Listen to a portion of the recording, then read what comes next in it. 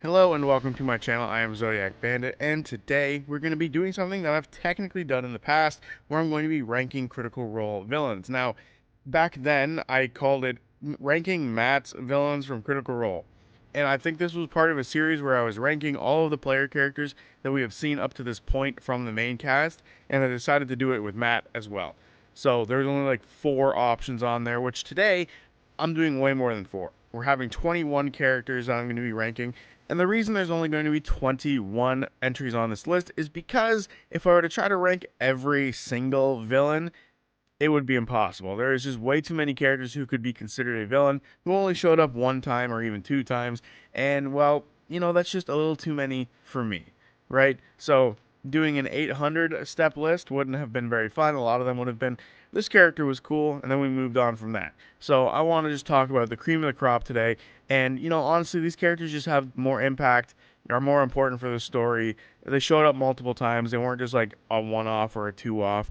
So if your favorite villain was a one-off and you just are very upset they're not here, sorry, but there's a lot of characters that I'd have to go through to make that character appear on the list. So, sorry, that's not happening. We're only doing 21, and in my opinion, they're the cream of the crop when it comes to villains.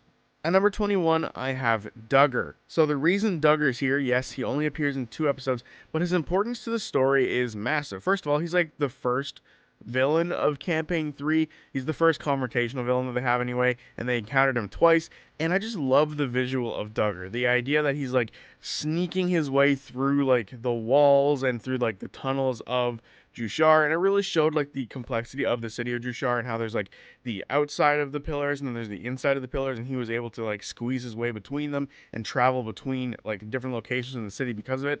I just like the idea of a character who was able to vanish within like the actual like makeup of the city. He's literally able to do that. And he was an introduction to like the whole Shade Mother thing, which is really cool and really interesting until it was sort of forgotten and left alone.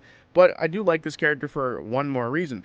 He is very important to the Bell's Hells as a whole, because he is the reason they're called the Bell's Hells. Technically, Bertrand Bell is the reason they're called that, but he killed Bertrand Bell, and in memory of Bertrand Bell, they named themselves the Bell's Hells, so that's Duggar's fault. Duggar is the reason they're named the Bell's Hells, and that importance to the story is important. And we need to remember that, and we need to acknowledge that Duggar is the reason we had an entire campaign called the Bell's Hells, and for that, he has to be placed on this list out of respect. At number 20, we have Kevdak. This character for me is so much fun. I enjoyed learning more about Grog's backstory and sort of being introduced to more of the elements of his herd and like understanding the culture of it a little bit better through this character and the other members of the herd when we saw them. But I also just really enjoyed seeing a character for Grog. Right through the entire campaign, we hadn't really seen that all that much. He was more so just a background character and was there to smash things when needed to. He didn't really have that many emotional moments throughout Campaign 1. So when Kevdak finally showed up and we got to see like the guy who beat the shit out of him just because Grog didn't want to kill a helpless gnome, we got to really understand the character of Grog a lot better. Not to mention Kevdak was in a really interesting position. He was sort of giving tribute to Umbrasil and was trying to sort of turn against Umbrasil, which I thought was really cool and showed like the power structure of like the Chroma Conclave and how like they would take over cities and then people would work for them and sort of collect gold and give them tribute, which I really enjoyed. But on top of that, we also had one of the coolest fights in all of Critical Role. I fucking love how visceral this fight gets and how like at one point Kevdak loses one arm and then he loses another arm and then Grog like cuts him down the middle and Percy's the one who shot off one of the arms. It was just one of the most like well described battles in this campaign, and it's in my opinion like one of the first legendary moments that sort of come out of this campaign.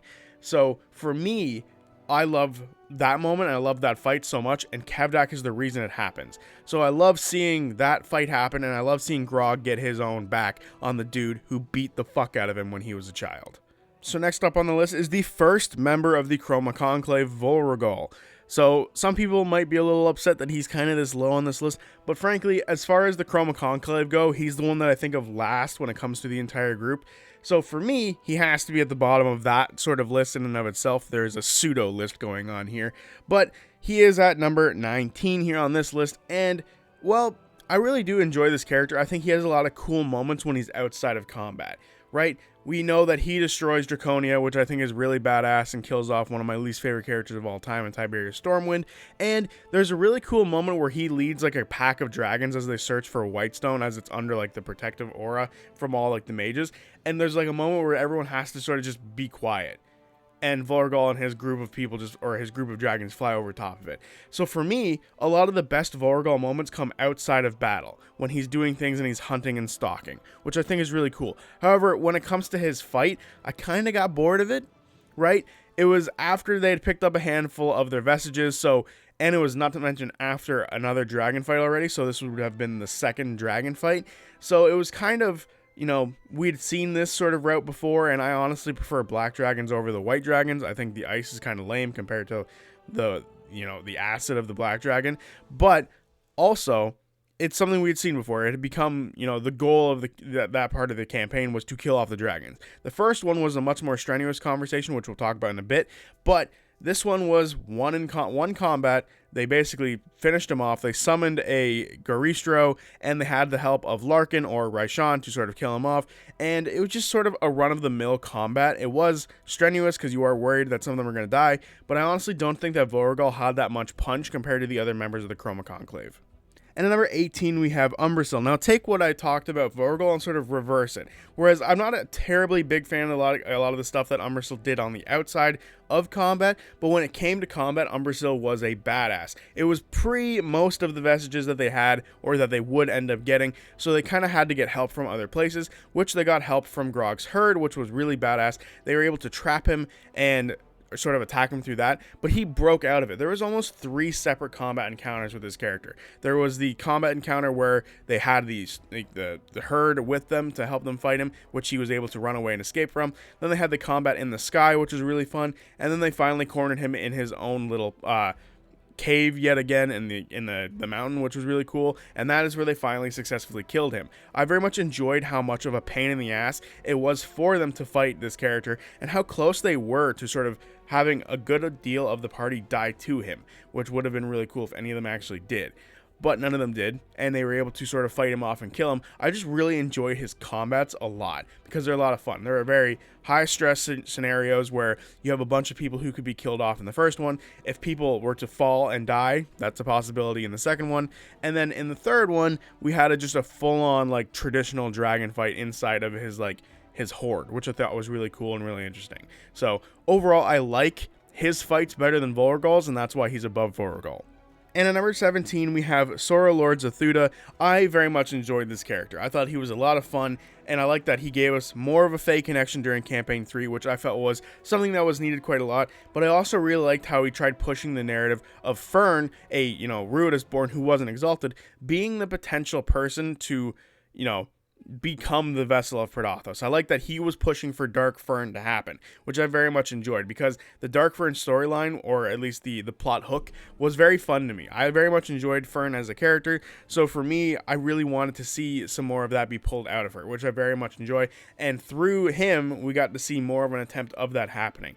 And I also like that he was sort of trying to undermine Ludeness, much like once, Odahan Thu died, a lot of other characters in the whole, we don't trust each other thing happened with the Ruby Vanguard and the Weave Mine and Zthuda and the Fey World. I very much liked that sort of arrangement that was happening, and Zthuda was kind of the first one who was trying to strike out on his own, which I thought was really cool when he went after Fern. So for me, I very much just enjoyed this character and his agency in trying to become more important in the grand scheme of everything that was happening with Praathos and with Fern. But the unfortunate part about him is he was kind of a pushover. They encountered him at the temple in the Fey Realm, the temple of the Archheart, and they beat his ass. They beat his ass so bad, and he had a fucking mount with him. He had Gloom Glut.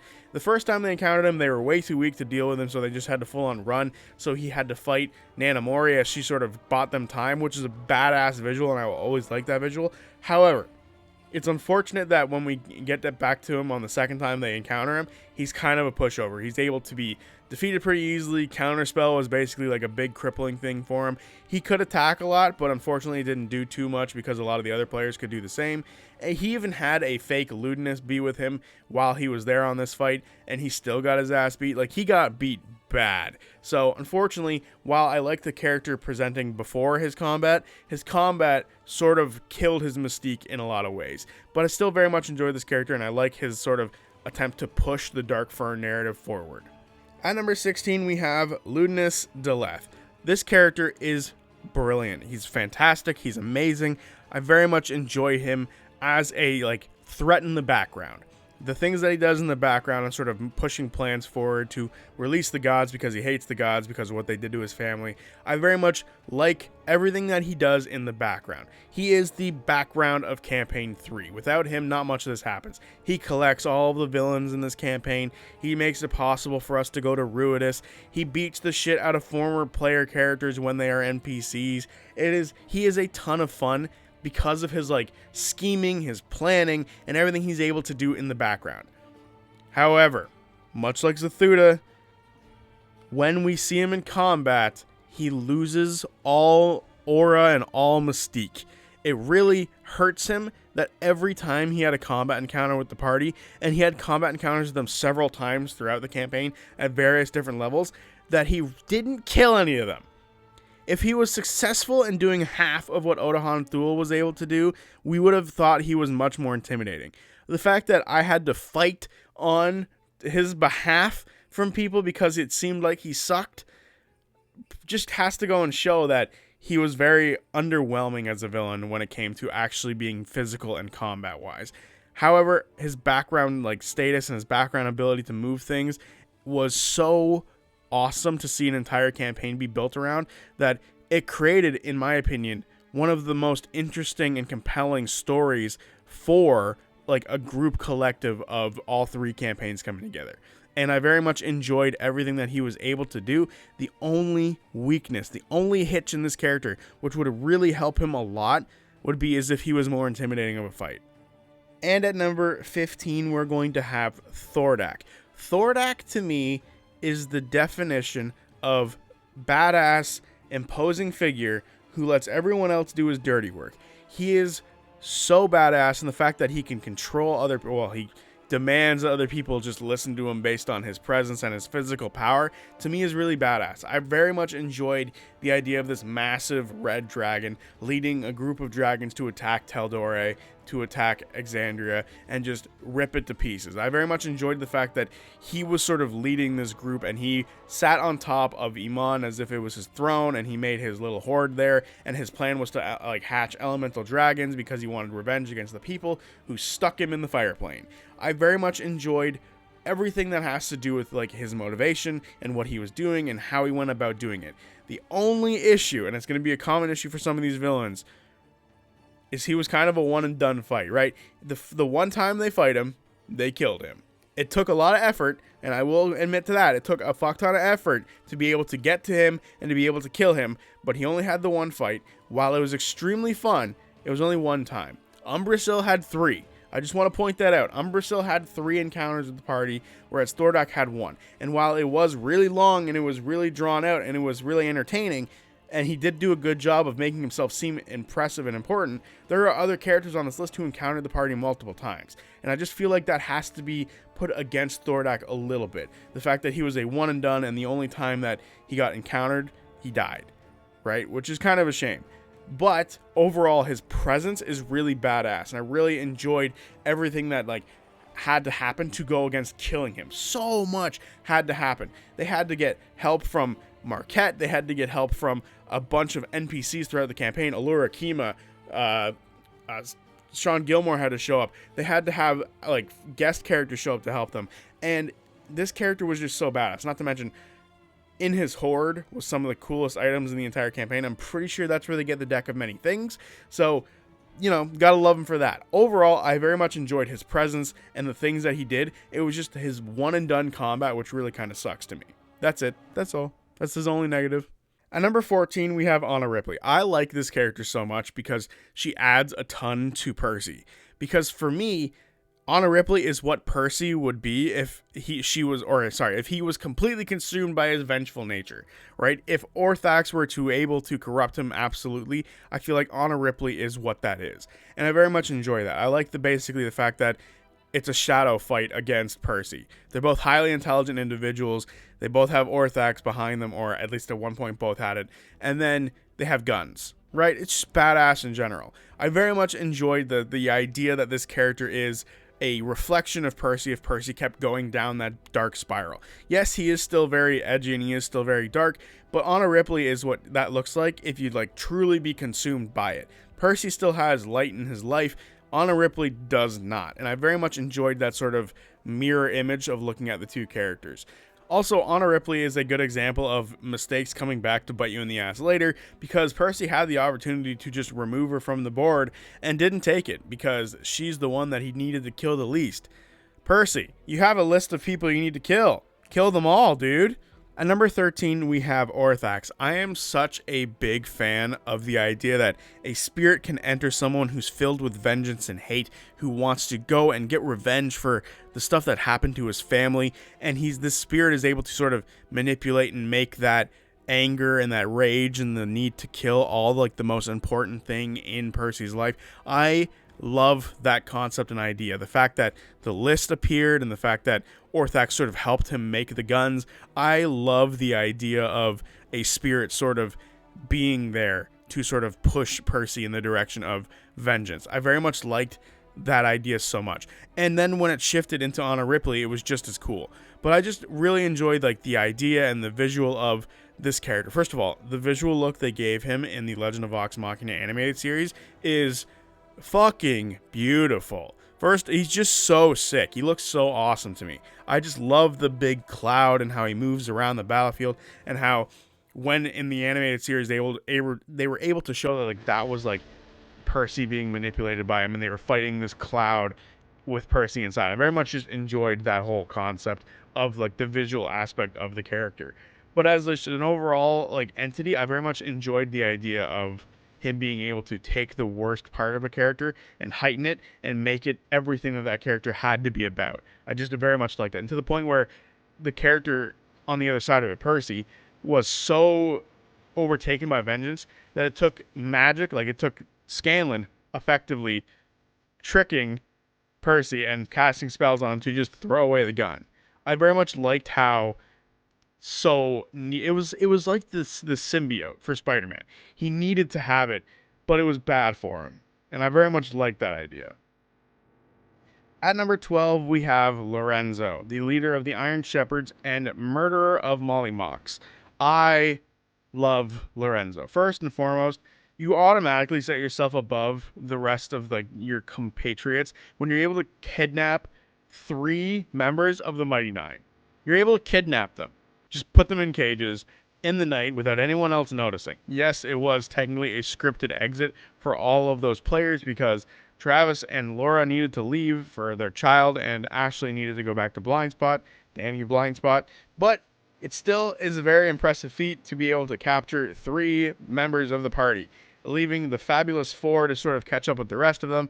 And unfortunately, it means that we lost to Mollymock, which really sucks. But I overall just really like Lorenzo, and his presence is really badass. And the reveal that he was more than what we thought he was, when he shot that cone of ice, it was like, oh, that's something. That's pretty impressive. And then for the reveal to come out that he's a fucking Oni was just so badass and so cool. I cannot wait for this character to be animated. First of all, we know he eats children, right? At one point, I forget who it was exactly, but someone was able to sneak up into his room. I forget if it was Frumpkin, and with Caleb's eyes he was able to look in, or if it was Caduceus who got transformed. Somebody was able to sneak into his room and sort of see that there's like a skeleton of a baby in there, and just the idea that this character eats children is fucked up, and that he sits at the edge of the Savoie Woods so that when he needs to, he can just run in there and be away from the authorities and not worry about it, much like other people who lived up there. Just an all-around interesting character in a very interesting location.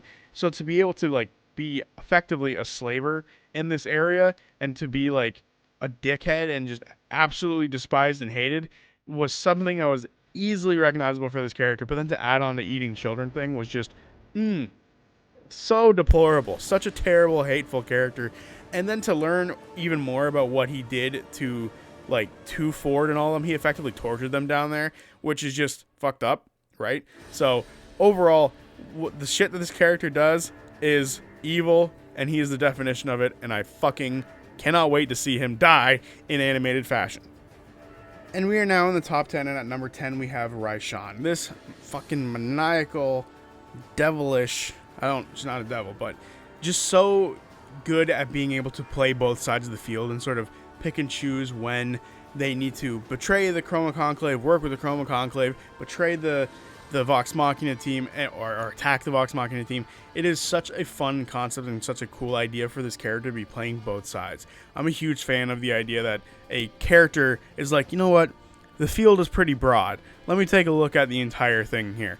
I just enjoyed that concept so much. And the fact that she was literally willing to turn on Vorgal and literally fight Vorgal and then do the same with Thorak at some points.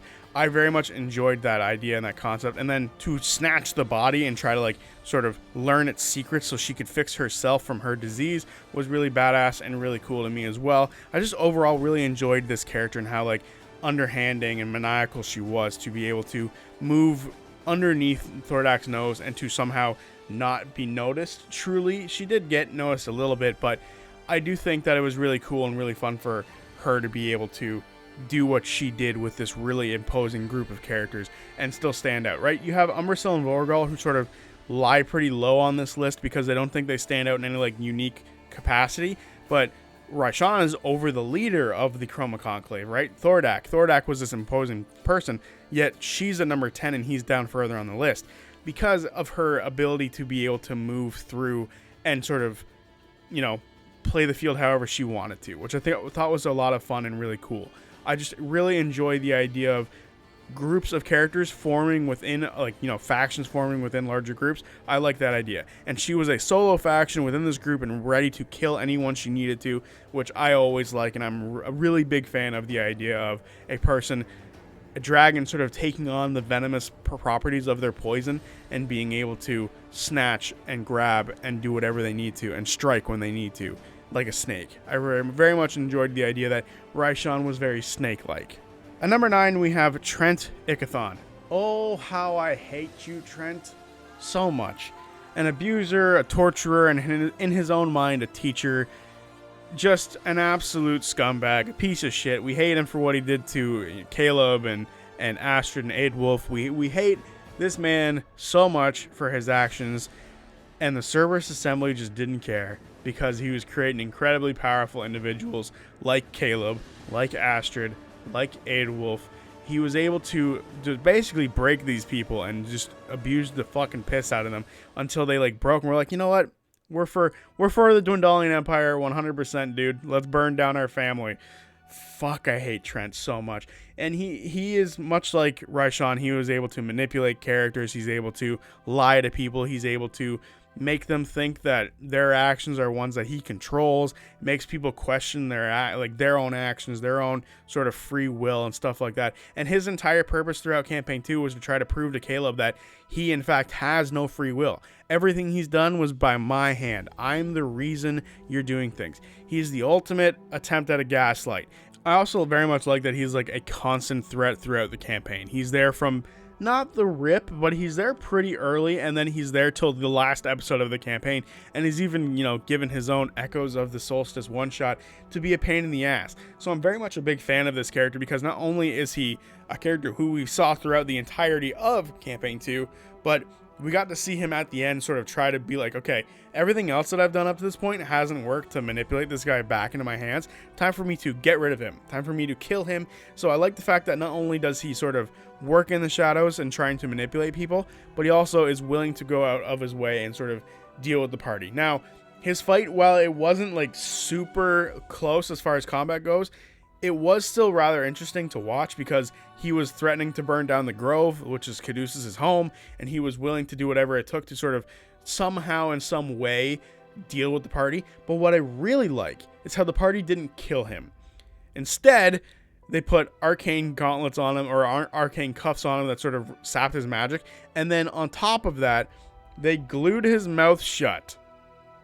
I don't know. That's badass. That's fun. That's really cool. And a fucking punishment deserved of such a piece of shit. At number 8, we have Vakoto. Avocado, the big bad of Rumble Cusp, if you will. I just loved this concept, this idea of this creature coming from the Astral Sea, sort of seeking to hide from a Astral Dreadnought trying to fucking kill it, was badass to me, and I very much enjoyed like the concept of Rumble Cusp because of Vakoto, because of the ability to sort of like affect people's minds and manipulate them and sort of do whatever he wanted to sort of gain tribute, gain power, gain influence. He became like a god, like a mini god in this little island. And all the reveals that we got on this island was really cool. Like my favorite one was Villia, obviously, Keyleth's mother, which was really cool. I loved that reveal. I thought that was really cool and really badass. And his fight was really cool. I just love the setting of being underwater in this little space that he like can control if people can breathe in or not and stuff like that. And I just very much enjoyed his concept a lot. He was only there for the Rumble Cusp arc, but the Rumble Cusp arc was something we were working towards throughout the entire campaign. It was something that, you know, for the need of TravelerCon to happen, we needed to make sure that Rumble Cusp was safe. So moving towards TravelerCon was really badass and really fun. And I just loved the concept of like this entire island being sort of under the manipulation of this creature. It was just super fun, really badass, and the risk of the party sort of being like taken over and had their like memories wiped and items stolen, really cool and really fun to me. I just overall really enjoyed Vakoto and everything that happened, and his nickname of Avocado was just perfect as well, or Avocado, but still, love the character, think he's a lot of fun. The concept is really cool, location was really cool, the reveals of the island were really cool, everything surrounding Vakoto is just really cool. At number 7, we have Avantica. This character is just so cool to me. First of all, I'm a sucker for pirates, so the minute you get any pirate sort of representation in your campaign, you've already won. As far as I'm concerned, you've won. And Avantica is really cool because it is a foil for Ford, obviously a pirate, so we got to see like how regular pirates would be like in this world, as opposed to the ones that we've sort of learned about through Ford already with his Captain Vandren, although he didn't seem to know all that much about Vandren. But I just enjoy Avantica because she sort of represented like, similar to how Anna Ripley was like a mirror to Percy, I look at Avantica like a mirror of Ford. Whereas Ford was sort of conflicted and he wasn't sure if he really wanted to release Ukatoa, Avantica was all the way in on releasing Ukatoa, and she was truly a servant of him to the point where it became a race between the two of them, a friendly competition, a race to see if, you know, which one could use their Cloven Crystal first to gain the influence and gain the power from Ukatoa, which was really badass. And the fact that we got to see some of my favorite locations like the Temple of Ukatoa and then Darktoe because of Avantica and because of them sort of going out to sea and sort of having to come across Avantica was really badass and really cool. And I like the relationship that Ford and her had, or like the attempted one that she had with him and his sort of ruse that he had with her.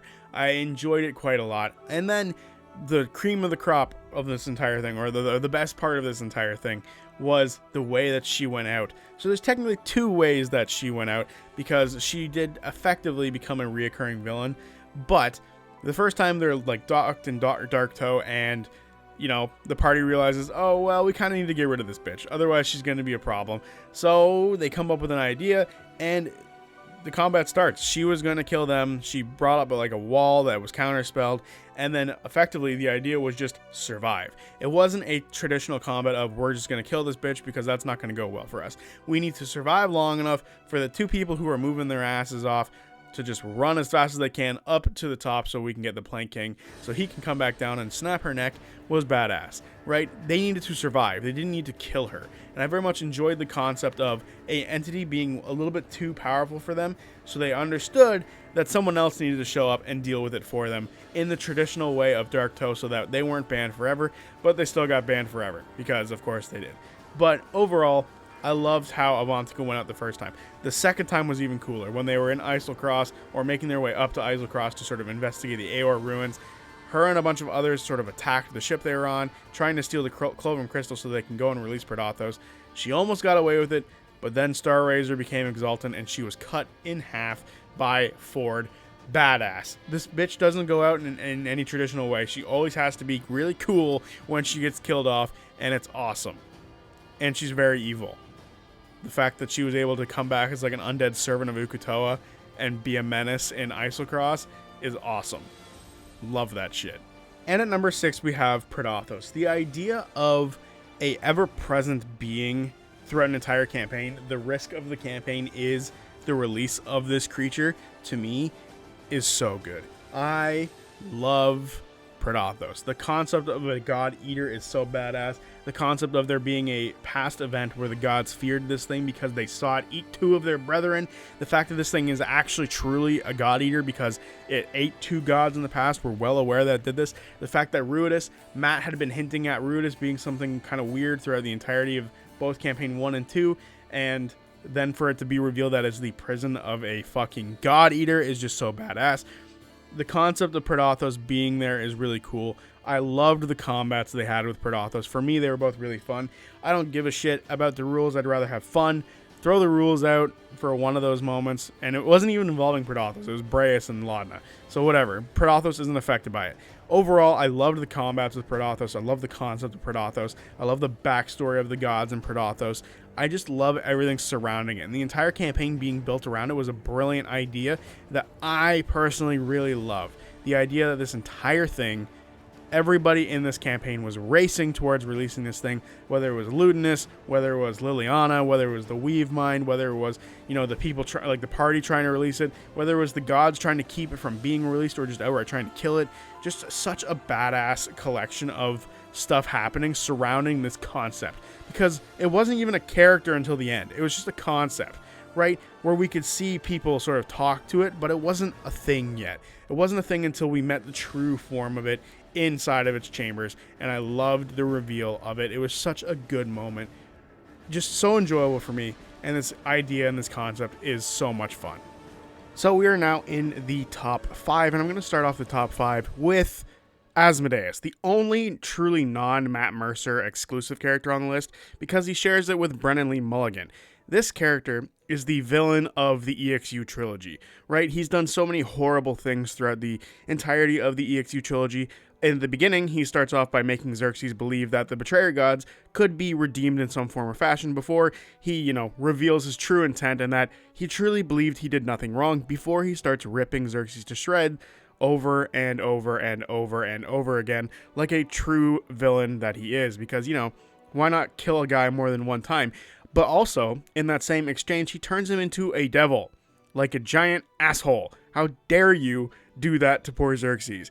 And then on top of that, we had everything that happened in Downfall, where he basically, this entire time was saying he was going to work with everybody else, and then at the end, he was like, we're just going to kill all of the prime deities. And to even push it over the edge, he and Trist had children together, and he didn't tell her that he was, Asmodus, and, fucking lied to her the entire time they had this relationship going before they went up to Aor to try to destroy it, because he's a massive asshole. Just that's the best way to describe Asmodus.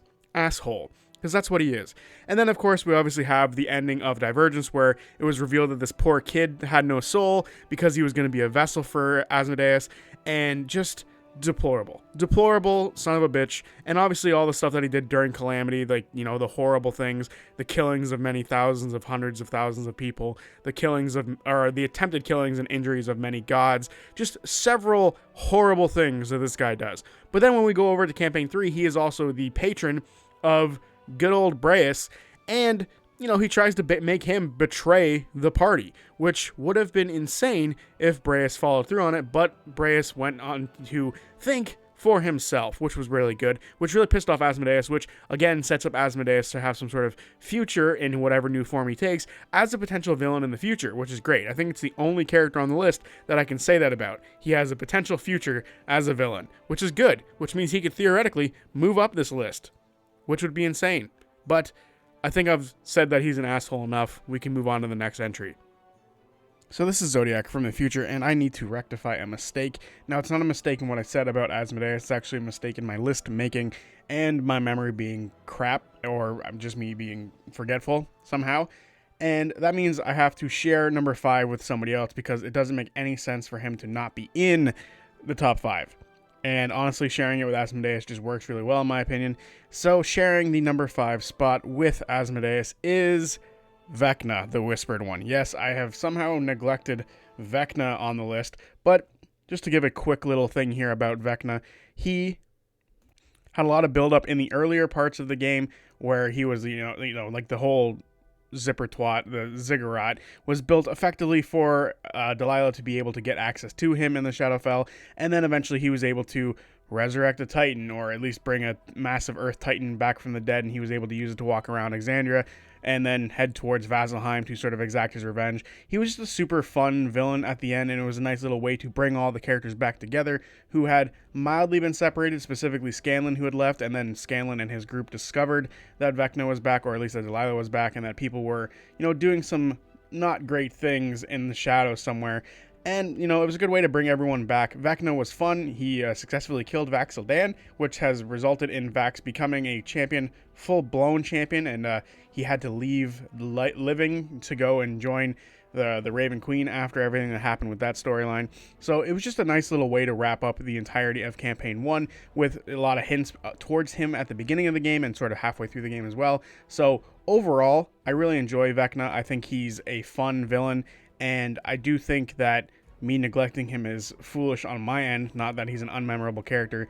I just think that there's a lot of really cool moments with him, specifically him dusting Vax. There was something about him dusting Vax that always sticks out to me, because it was like, oh, this guy is insane. He's stupid powerful, and the fact that he was able to just remove Vax from the playing field was wild. Also, being able to revive two of the prior villains really just shows his stature in the campaigns, where he was able to make two of the villains that people put as the gold standard, they were his lieutenants.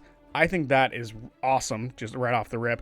But I just overall think Vecna is really cool, and I can't believe I forgot him. I'm sure I'm missing a lot of stuff that I could talk about him with, but I kind of want to make this quick.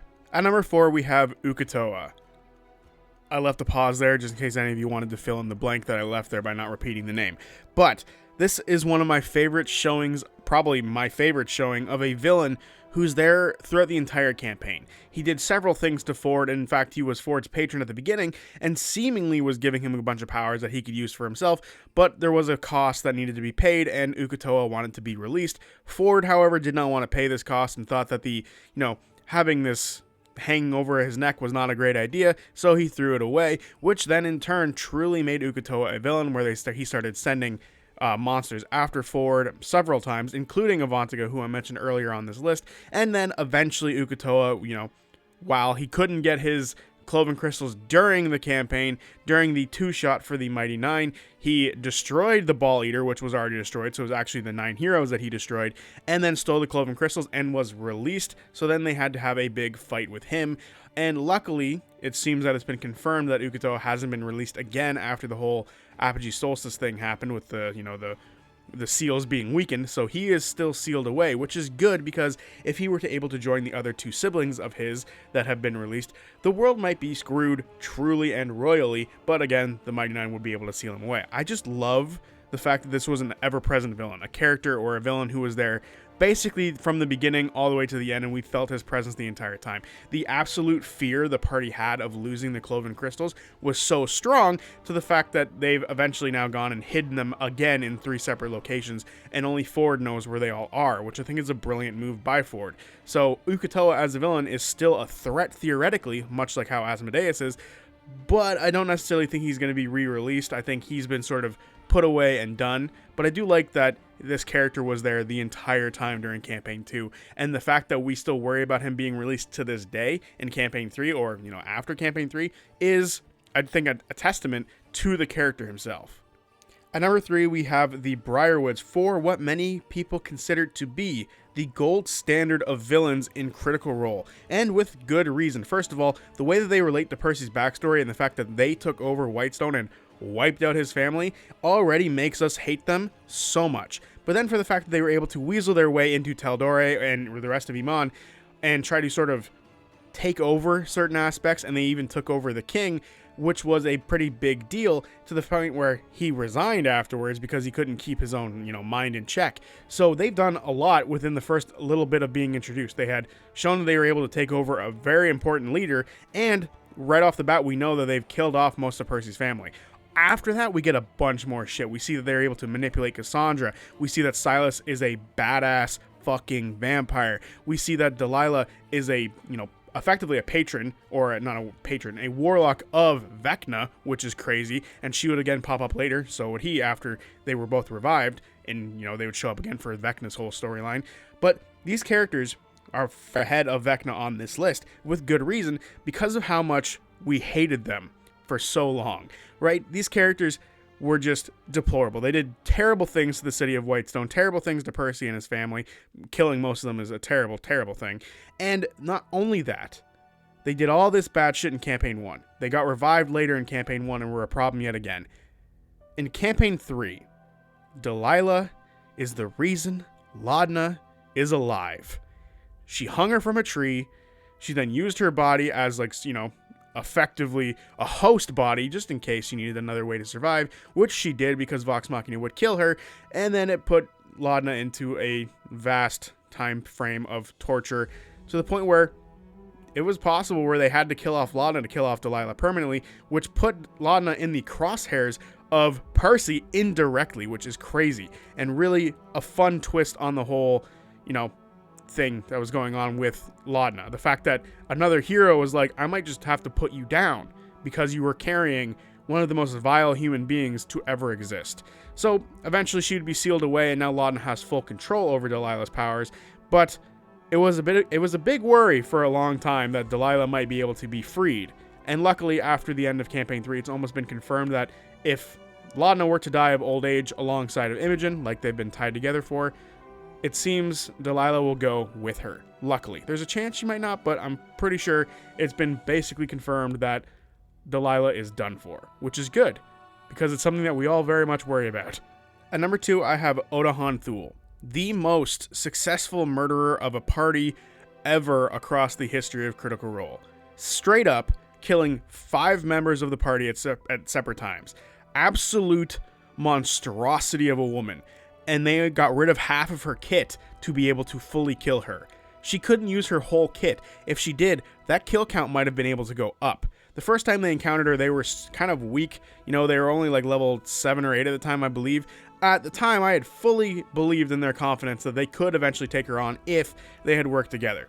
Only for them to come across her again at level 13 or level 14 and still nearly get completely wiped off the map by this woman. She killed Chetney within the first 2 rounds of the combat that she encountered them in. The fear that I wanted Ludeness Dleth's name to carry was carried with Odahan Thu's name.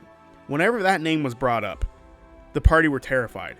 The party for a very long time had a way to track her throughout the entire campaign of Campaign 3. And every time Laudna would bring out that scryball, I would be terrified that this woman, who is capable of killing them, is around somewhere. She encountered them several times throughout the campaign. The first time was when she killed Orem, Fern, and Laudna, leaving Laudna dead for a long time after that until she got revived later. And then later she would go on to kill Chetney and FCG in their later encounter.